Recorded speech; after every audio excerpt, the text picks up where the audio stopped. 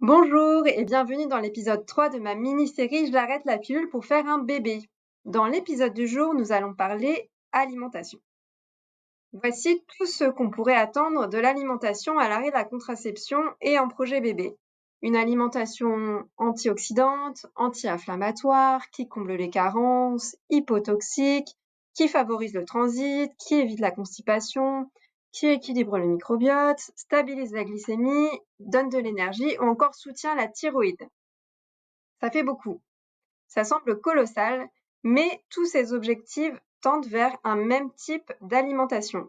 Et je vais vous donner 5 conseils à garder en tête quand vous faites vos courses ou quand vous mangez pour partir sur de bonnes bases pour adopter une alimentation pro-fertilité. Le premier conseil est quand vous faites vos courses, de privilégier les aliments bruts plutôt que les aliments, les produits industriels, les produits transformés ou les plats tout prêts. Donc faire maison, qu'est-ce que c'est? C'est acheter des produits bruts, crus, pas assemblés et les cuisiner. Donc réchauffer une préparation achetée n'est pas cuisiner. Donc si vous faites mijoter des petits légumes frais, coupés, vous ajoutez du lait de coco, des épices, ça c'est faire une sauce au curry par exemple. Mais réchauffer un bocal de sauce au curry déjà toute prête, c'est pas faire maison. Voici la différence. Et acheter le plus possible du bio et des produits de saison. Deuxième conseil, c'est de composer des assiettes équilibrées à chaque repas.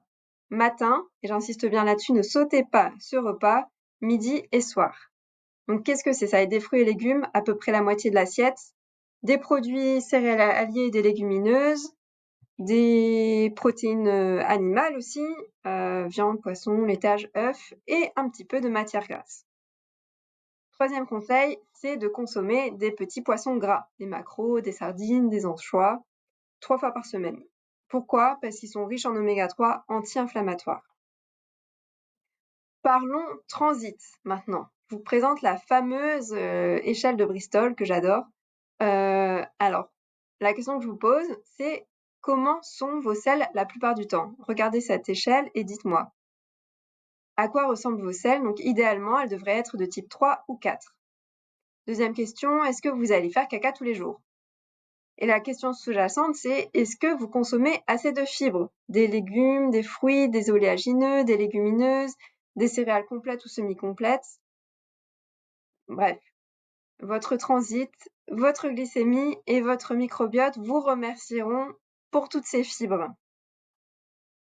Enfin, un dernier conseil alimentaire, c'est de viser 1,5 litre d'eau par jour. Parce que l'eau, elle contribue à un bon transit dont on vient de parler, une bonne élimination des déchets. Elle favorise aussi la production de glaire cervicale qui est composée à plus de 90% d'eau. Et elle permet de mieux acheminer les nutriments, l'oxygène et les informations aux organes, notamment vers l'utérus, qui est basiquement le nid de l'embryon. Bref, servez-vous un verre d'eau et à très vite pour le prochain épisode.